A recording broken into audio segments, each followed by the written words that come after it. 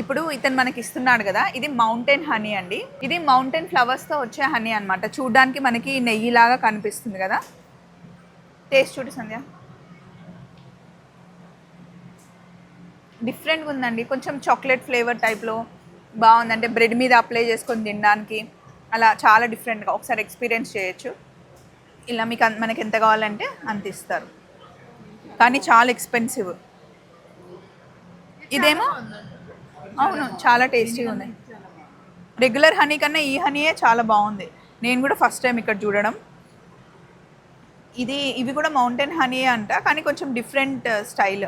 రెగ్యులర్గా మనకి తేనె అంటే కొంచెం ట్రాన్స్పరెంట్ లైట్ క్యారమిల్ కలర్లో కనిపిస్తుంది కదా. తేనెలో అసలు చాలా రకాలు ఉంటాయండి. అండ్ మొత్తం ప్రపంచంలో ఎక్స్పైరీ అనేది లేనిది అంటే అది తేనెనే. సో మీరు ఎప్పుడైనా వస్తే ట్రై చేయండి. మేము ఇప్పుడు దుబాయ్ మాల్లో ఉన్నామన్నమాట. సో అన్నీ ఇలా ఎక్స్ప్లోర్ చేస్తూ ఉన్నాం. ఇక్కడ కొన్ని స్వీట్స్ ఉంటాయి. ఆ స్వీట్స్లో అయితే అసలు షుగర్ వేయరు, కంప్లీట్గా హనీతోనే చేస్తారనమాట.